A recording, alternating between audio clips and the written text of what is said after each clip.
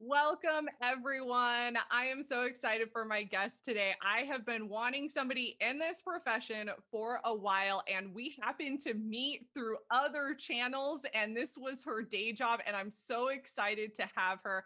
My guest today is Jessica Garcia Zayas, and she is a medical laboratory technologist. So this has been something I've been wanting. I love speaking to people within healthcare, but we so often hear about the doctors and the nurses and people that are front facing patient care. But to have somebody in the lab, I think is such an interesting profession to talk about. So I am so happy to have her here. She also has her own business, which we will talk about toward the end. And it's absolutely fabulous. She's based in Florida. And Jessica, thank you so much for coming on to the podcast and being a guest to share your story. Thank you. Thank you. Thank you to you. And thank you to your audience for allowing me to share this space. So I'm honored. I am honored to be here. So thank you so much. Yes. Okay. Let's jump in because, again, I think people forget that there's this whole lab section to healthcare. I mean, they might know more now after going through a year and a half of a pandemic and hearing about it. So it's probably becoming a little bit more common knowledge for people. But can you give us like a rundown of what you do now and then the type of like medical facility that you work in, and give us all the details of your current position? I'm gonna try my best to summarize everything we do in the lab. And I would say everything with capital E because we do a lot of things.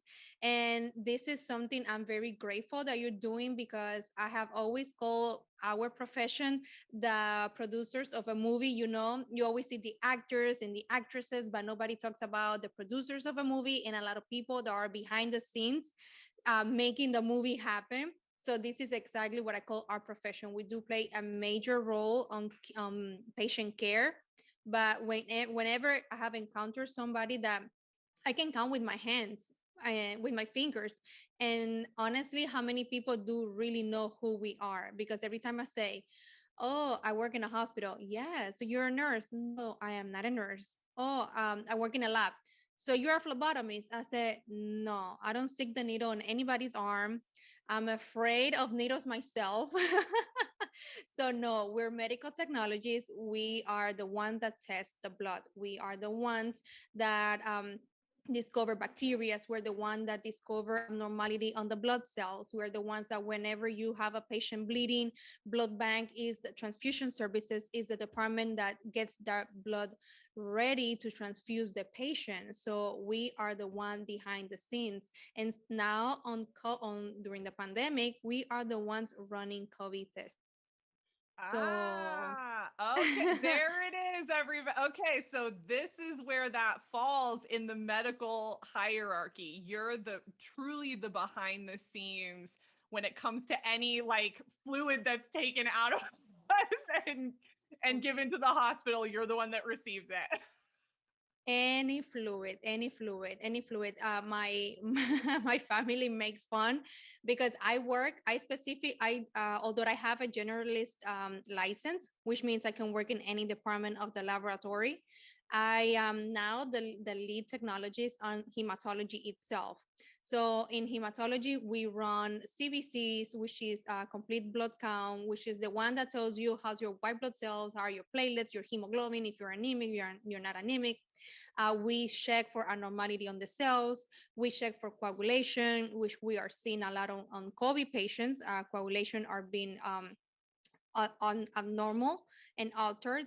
And we run also urines. And my family makes fun of me when I say, sometimes, because I don't get grossed out when I talk about this, because we work with these things. So I'm like, sometimes I get it in my hands and it's still kind of warm, the urine is still kind of warm.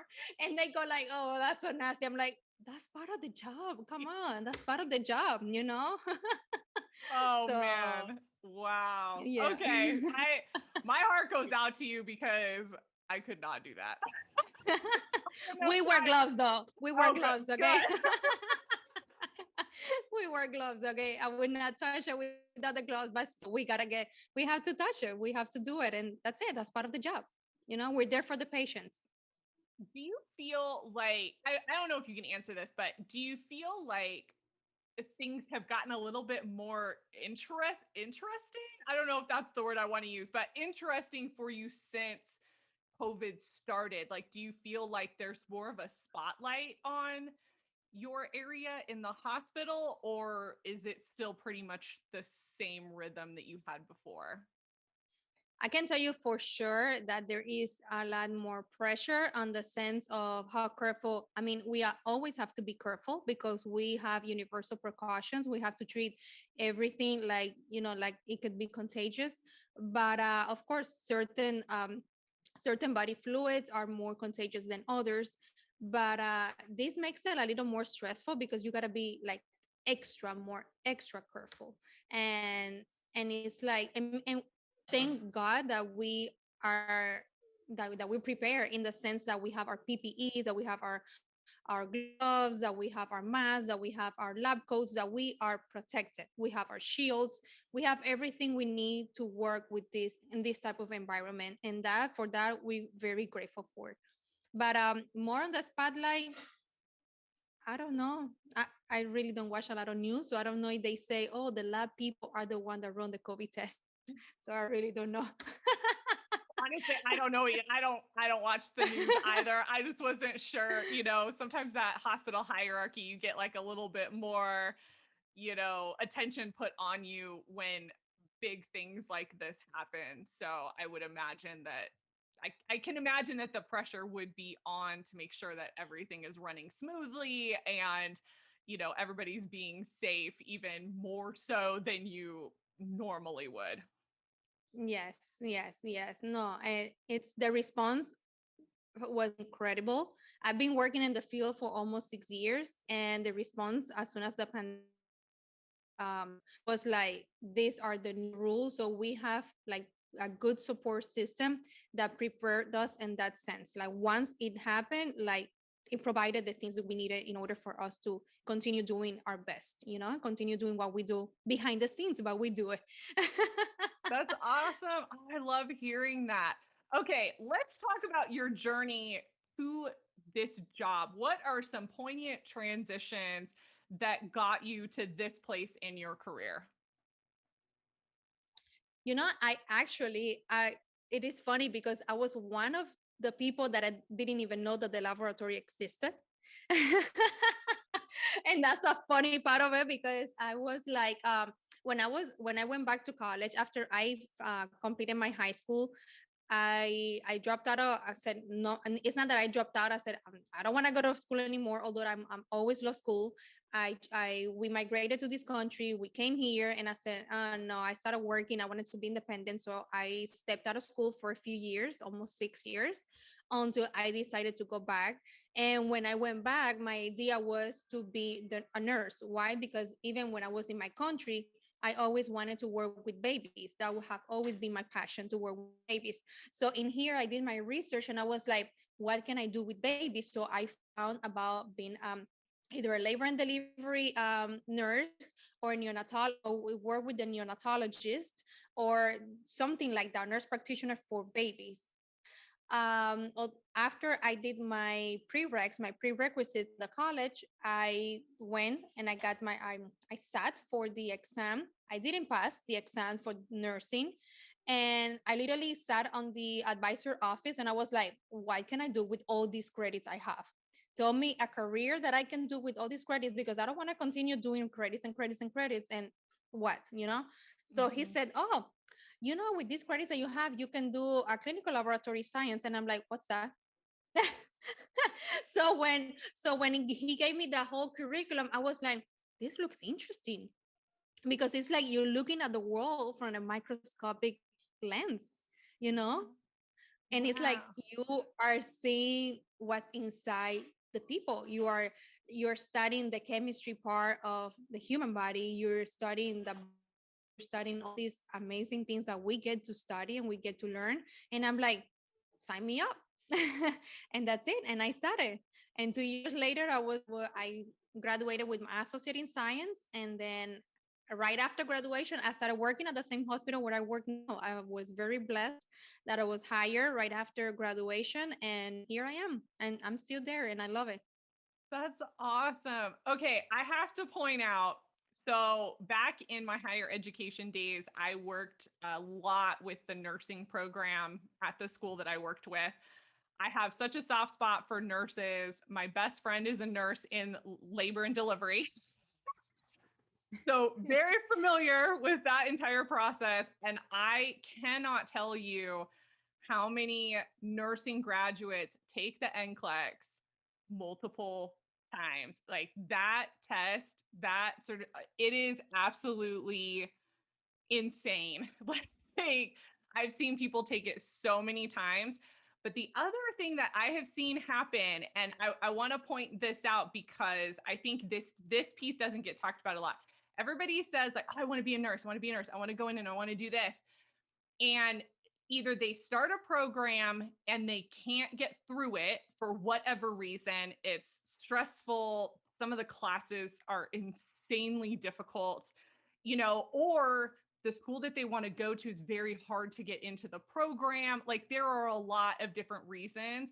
And that happened at the institution that I was in. And so we had a lot of students that ended up doing like a different type of science degree and they ended up doing nursing later.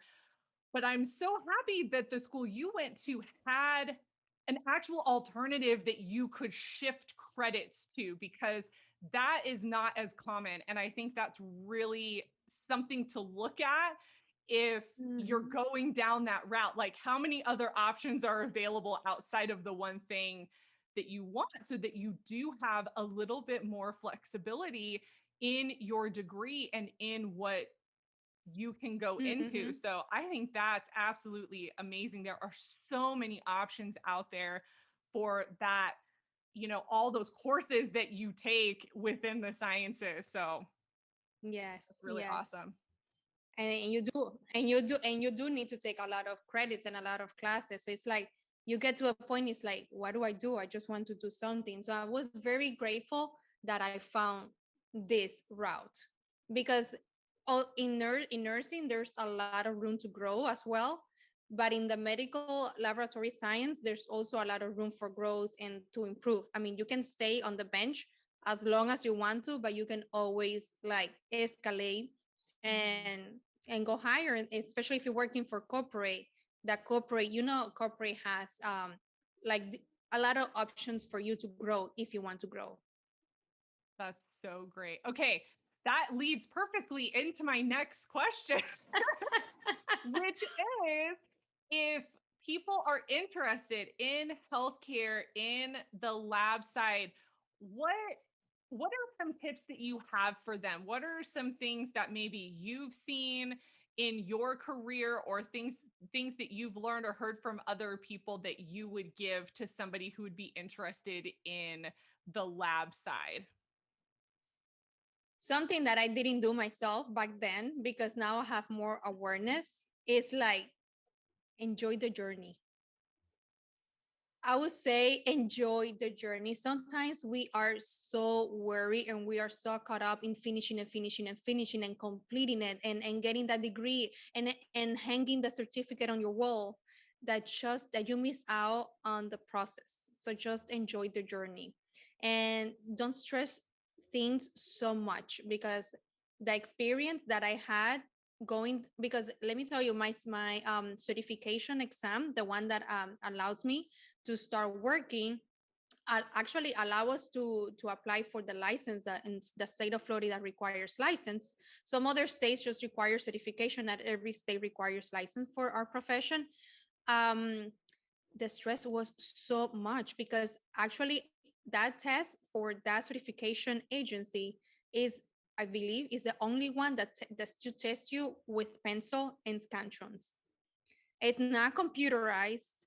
So you literally have to wait at least 4 weeks, 4 painful weeks for results. So it is not like you can like go question by question, and at the end of 2 3 hours you either whether you pass or not. So just enjoy the journey, and don't try overstress yourself so much and like overload your semesters, because at the end of the day you will get there at the right time. You just need to enjoy the journey.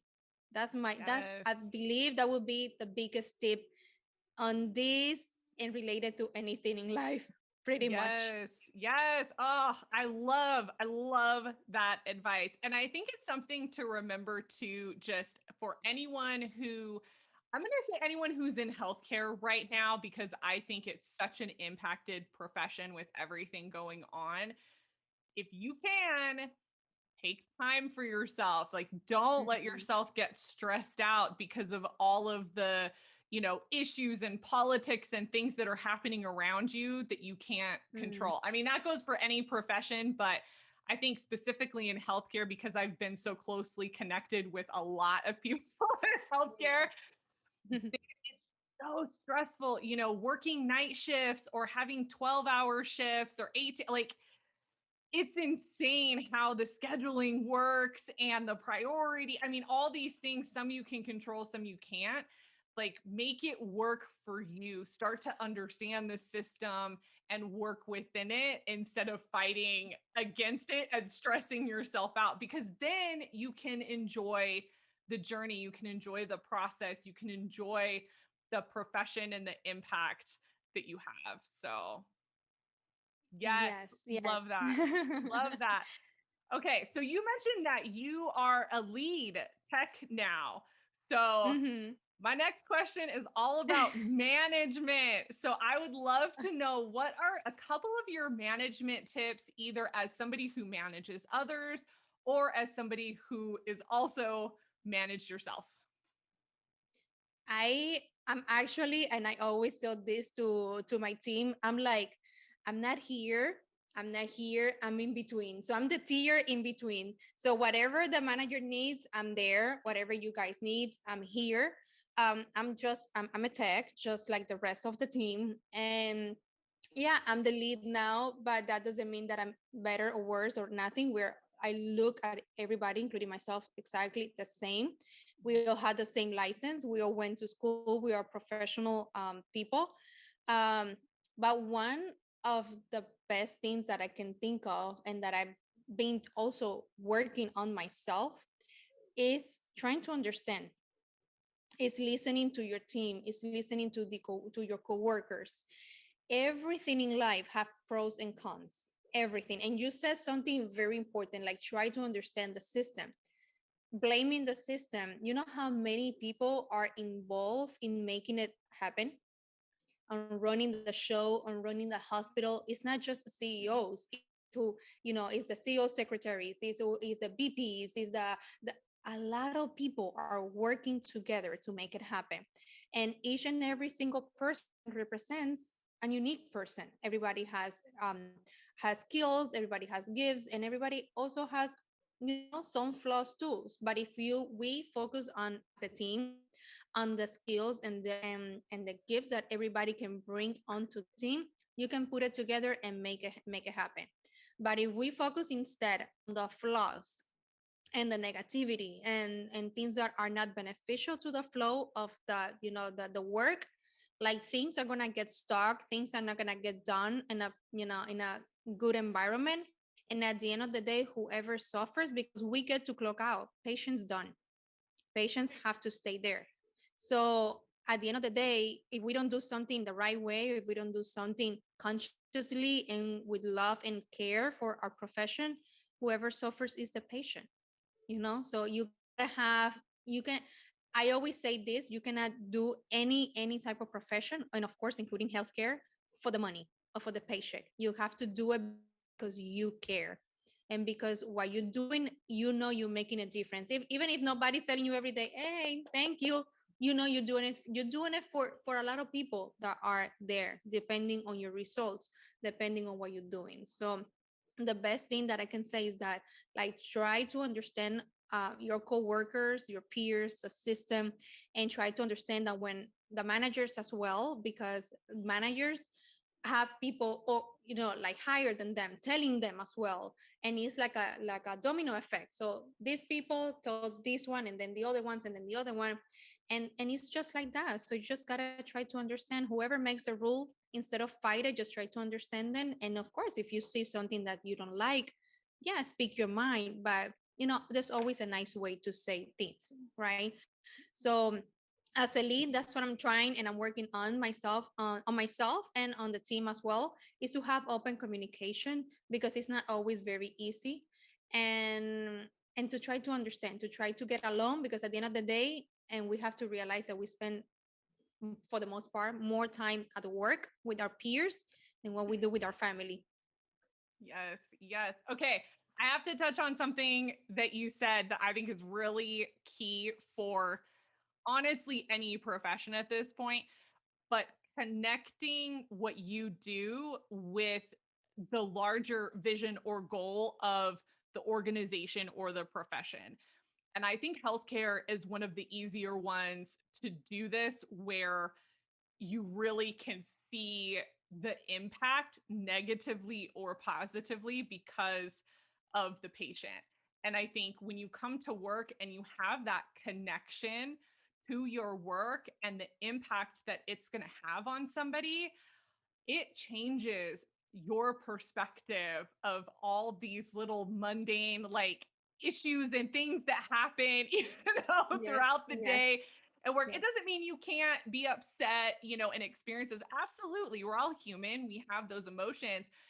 But at the end of the day, going, you know what? Yeah, I'm going to go the extra mile, or I'm going to really make sure that I do this thing to the best of my ability, because if I don't, it could impact this person in this way. So I love that you shared that.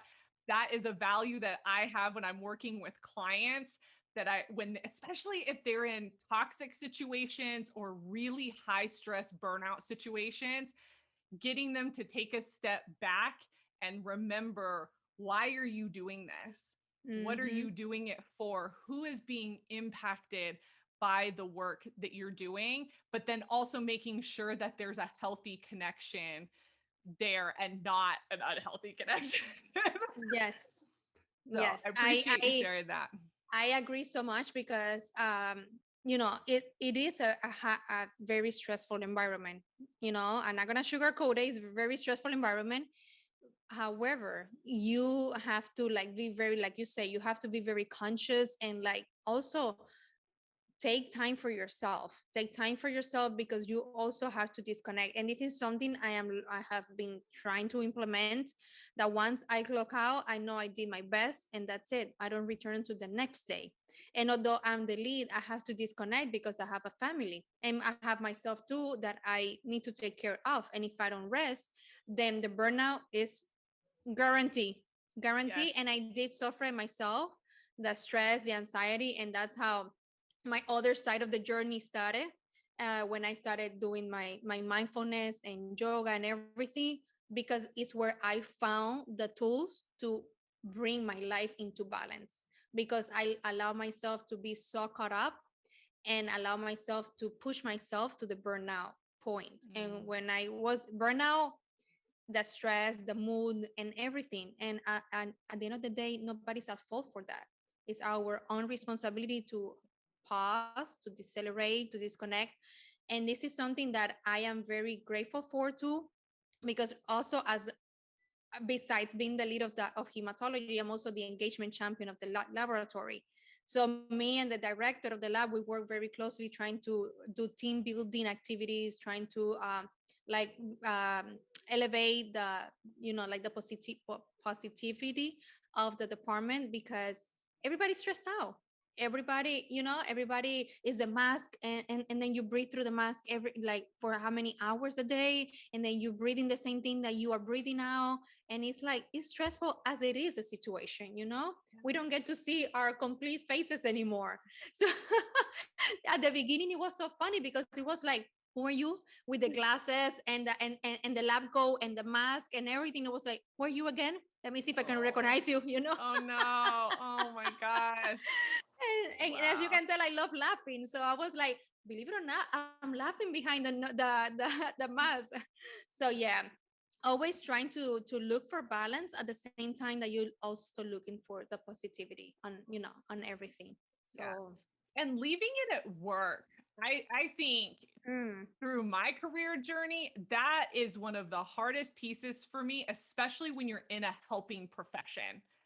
You know, when mhm, you're in a profession where you know the impact, where you know what you're doing is impacting somebody, or I know, like, I meet with clients. So depending on what my clients go through, sometimes I take that and I feel that, and I've had to mm, work on, okay, you have to separate that, from your life and what's happening to you, because it can take you out. mm. If you're constantly feeling somebody else's feelings Yes, and you yes. let it impact you. And I know with helping professions, that is such a challenge for a lot of people Mm. to make that disconnection. So I'm excited. We're going to talk about what you do in just a minute. I've got a couple more questions, but I love that connection of what you're doing on the side and how that mindfulness piece connects back to your work. So we're going to get into that.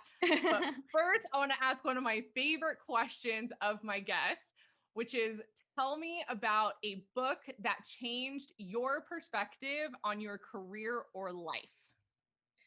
Ooh, I have so many good ones. You can give multiple. That Oh, works thank too. you. Thank you. Thank you. Thank you. Thank you. Thank you. Developing the Leader Within You by John C. Maxwell. I love that book.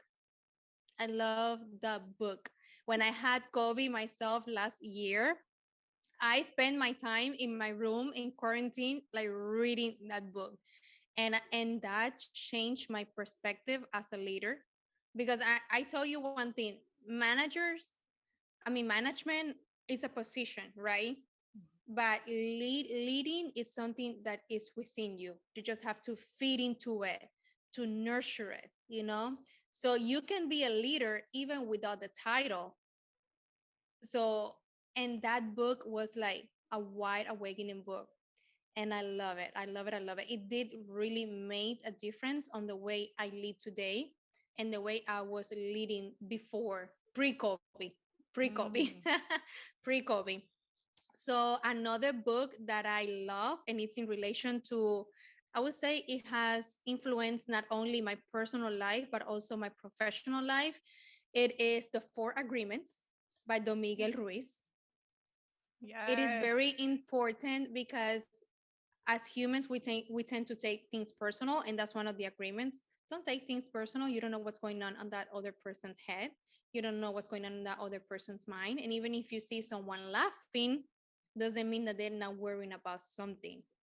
So that is very, very. I feel that that's a book that every single person should read. Even the kids in schools should read those books, because that book, that Four Agreements, is a very straightforward book. Mhm. So I carry a pocket size version with me. Nice. So I love yeah, that. for sure. And also The Llamas and Niyamas by Deborah Adele, which that book helped me understand a lot of things. And one of the things was like contentment and being happy and being okay with what it is. I cannot always control everything. I cannot always let go of everything. So there needs to be that balance. So those three books for sure. And one person, I have read her books, I have listened to her books, Brené Brown. Brené Brown, oh my goodness, I can wait after COVID and after all these like things, like years goes by, or I don't know how many times go by, that she gives like a conference. I don't know where I will travel, but I think I go anywhere Yes. she'll give it. I go because I love Brené Brown. I was just sharing with my director yesterday her tech talk. And today he came to me and he was like, I watch it. I'm like, tell me what you think about it. Because vulnerability is one thing that I feel that every single person can also learn a few things about, you know. Yes. Yes. Okay. I've seen her speak back when I lived in California. She came to LA. This is like pre COVID. Oh my goodness. It was absolutely amazing. It was one of the best times that I've ever had getting to see her speak live. Like, so Oh, wow. good. So yes, highly recommend all of her books. Her books Yes. are some of the most recommended that I give to clients because, oh man, Gifts of Imperfection, which is not as widely talked about as her more recent books, it absolutely changed my life. So I am right there with you. Love her stuff. I Okay, love her too. all of those books and resources I will link in the blog post for this episode, so you don't have to go looking for them. They will be in there. And okay, my last question, and then we're going to talk about what you're doing for your business. But one of the tenets of what I do as a career coach, I'm all about controlling your career.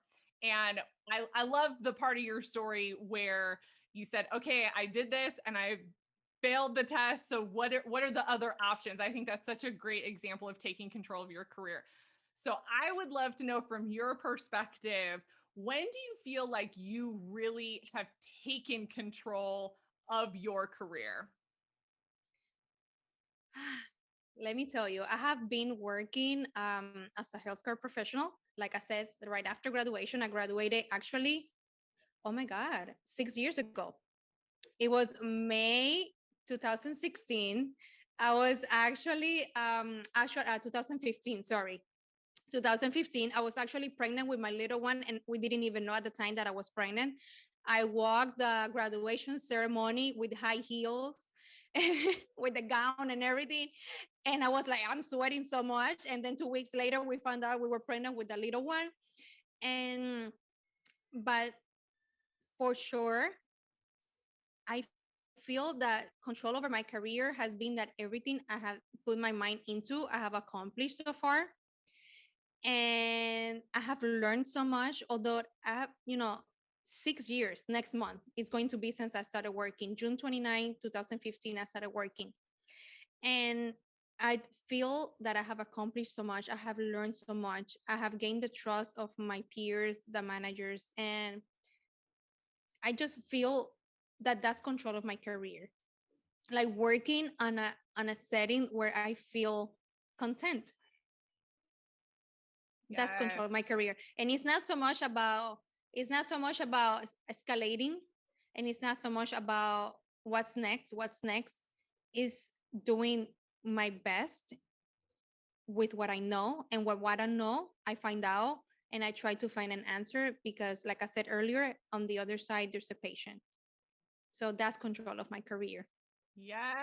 Ah, I love that. I love that. Okay. Here's one of the things that I love about that.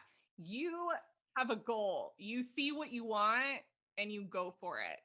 And I know, everybody has opinions about goal setting, what that looks like, and I think sometimes it becomes this big word to people like, what do you mean I have to have goals?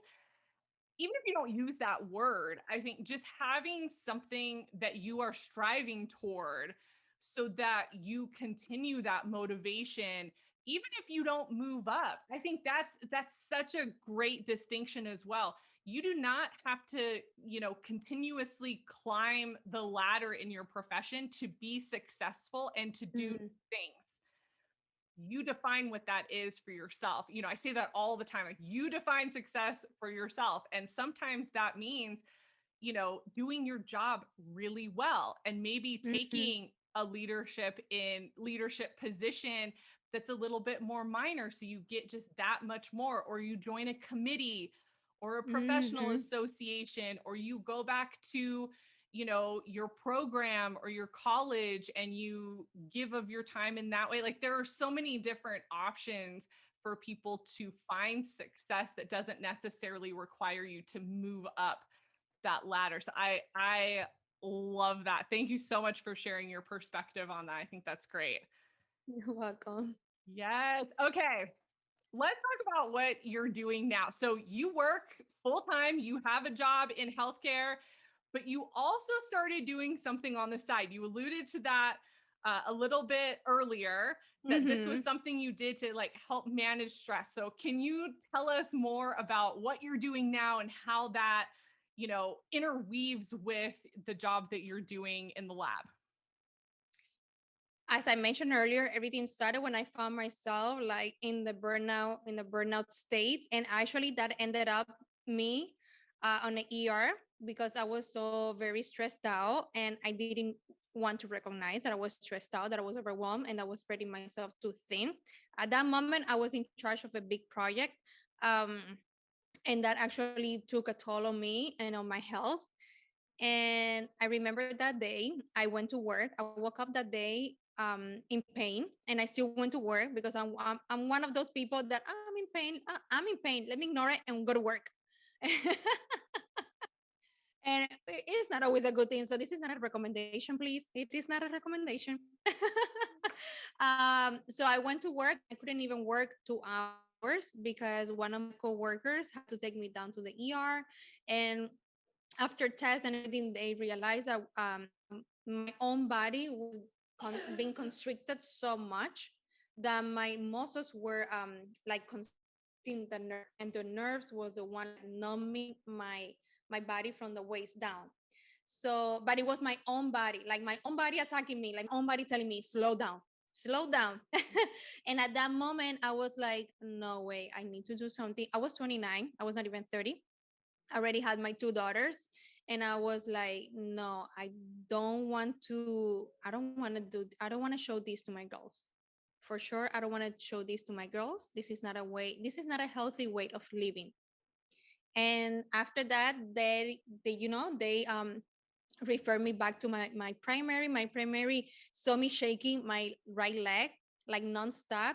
And she looked at me and she was like, are you anxious? And I'm like, yeah. She handed me this piece of paper with like 12 questions, and she said, answer them. She turned her back on me and I answered all the questions. And then when she graded them, she was like, I think you need Xanax. And I'm like, what? Nope. She's like, yeah, it's a very low dose. And I'm like, no.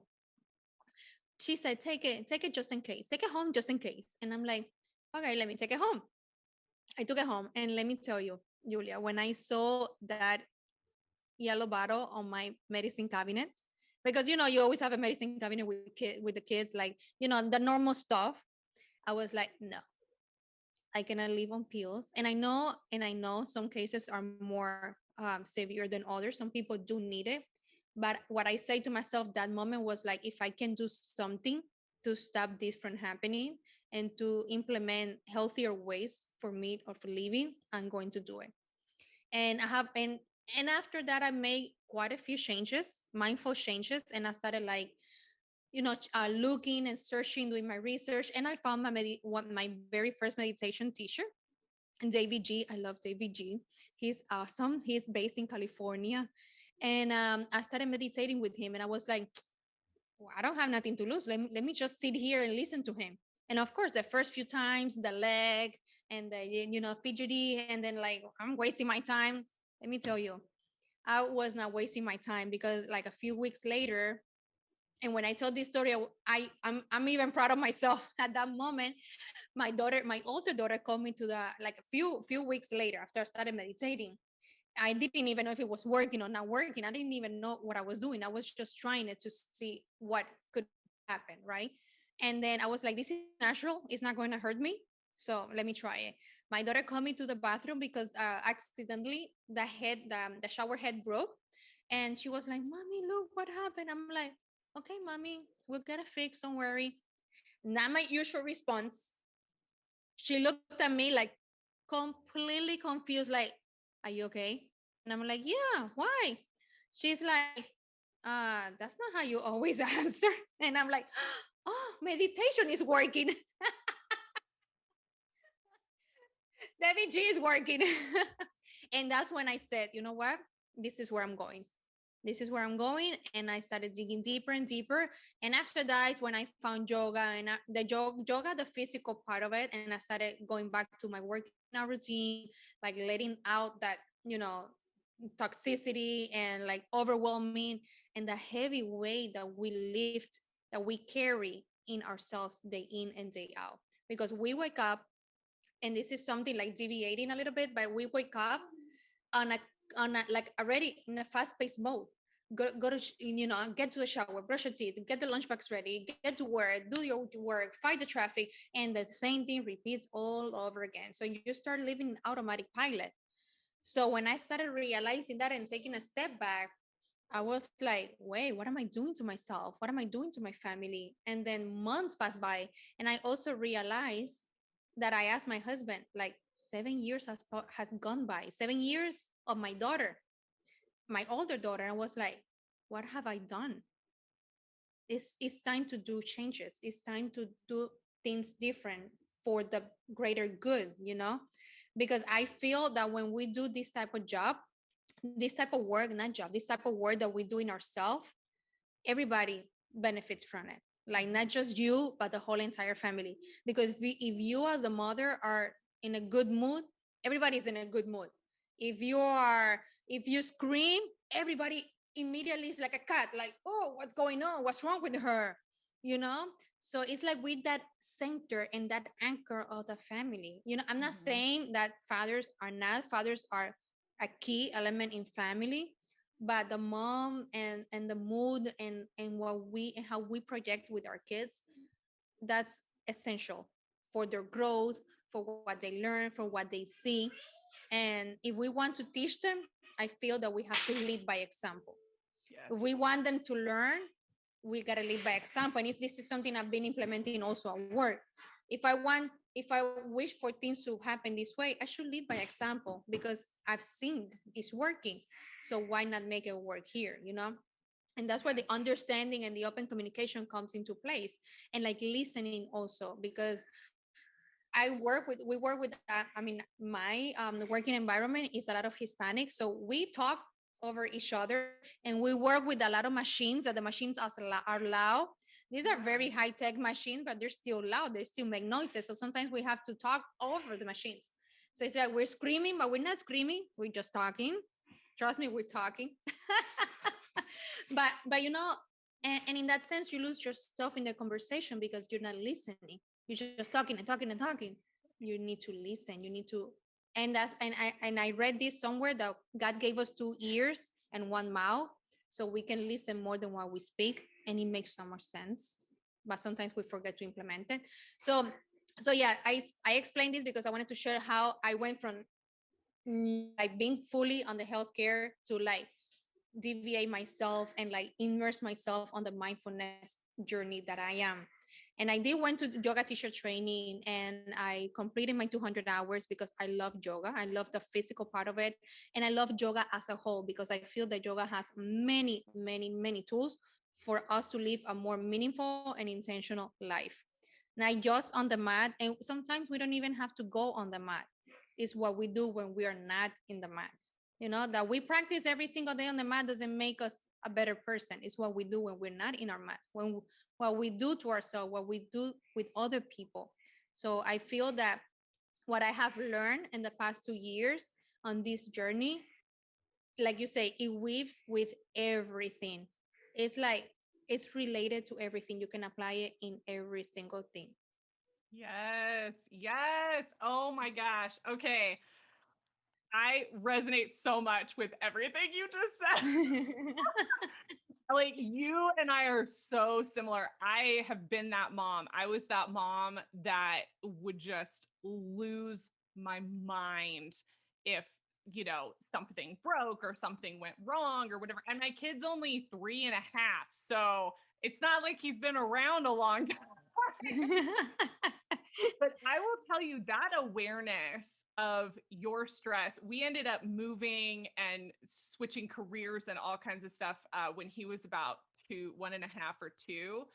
And it completely changed the vibe in our house because we made, similar to you, such intentional changes down to, we would get upset about something and I would raise my voice at him just because it was my natural state to do it.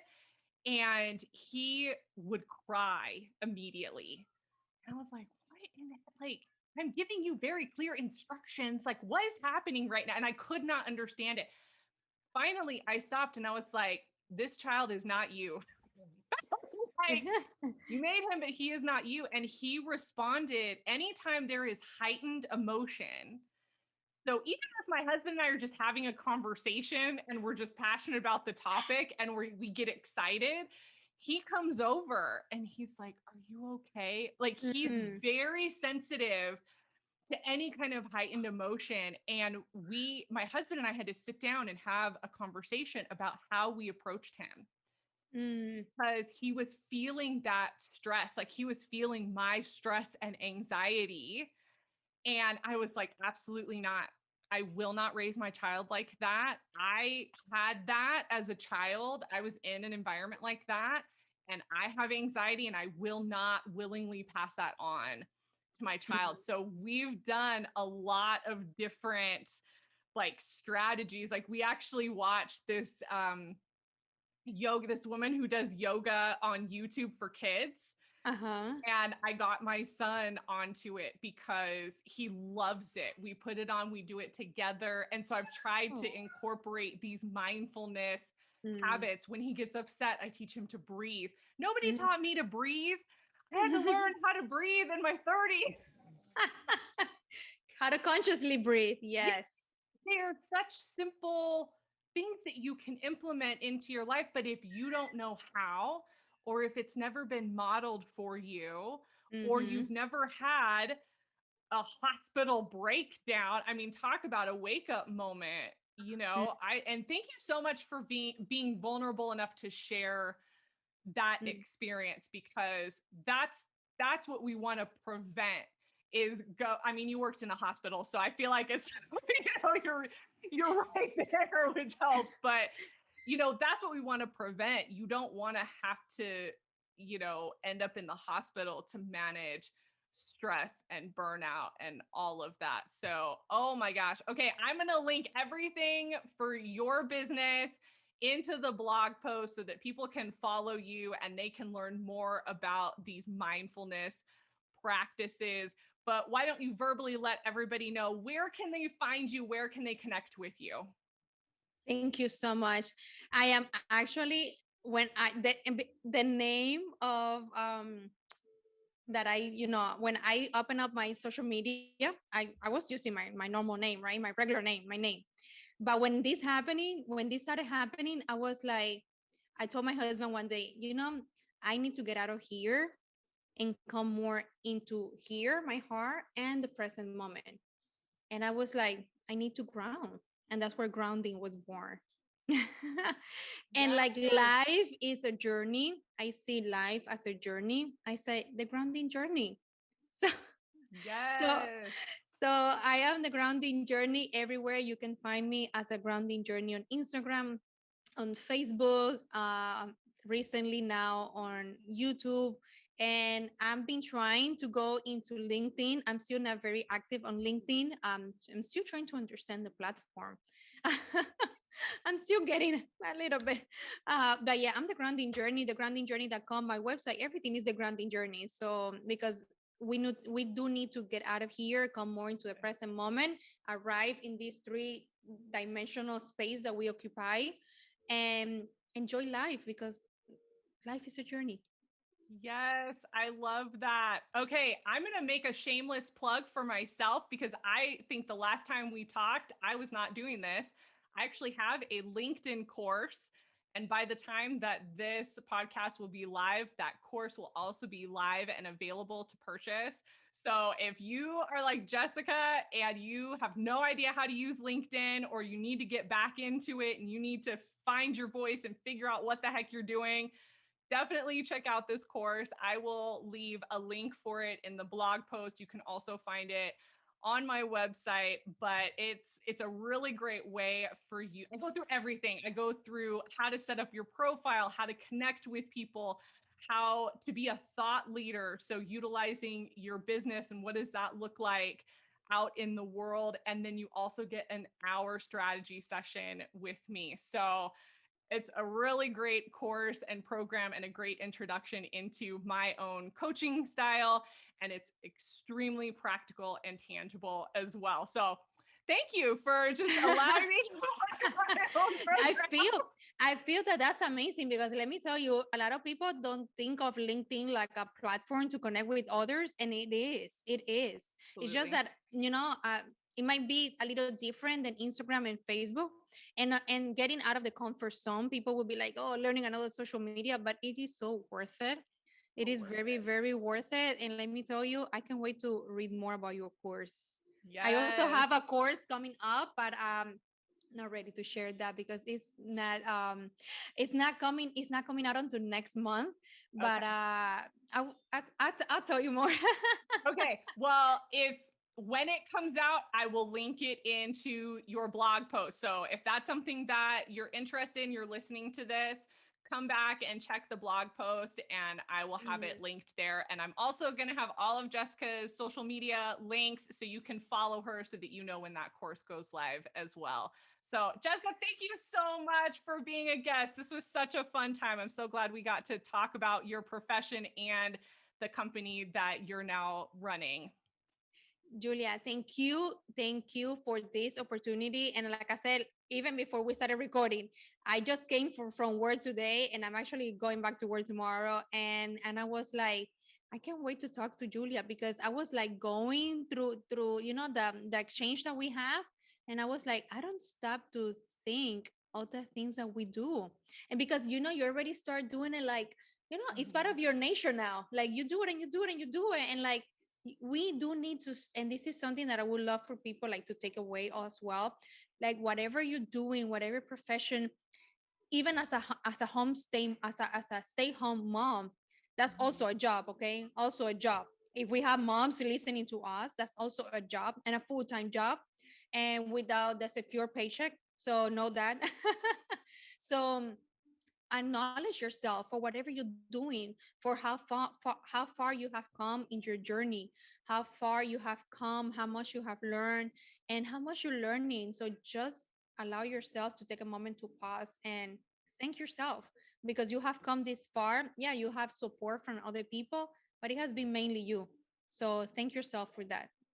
Yes, on that note, that's it. That's the end of the podcast. Thank you so much.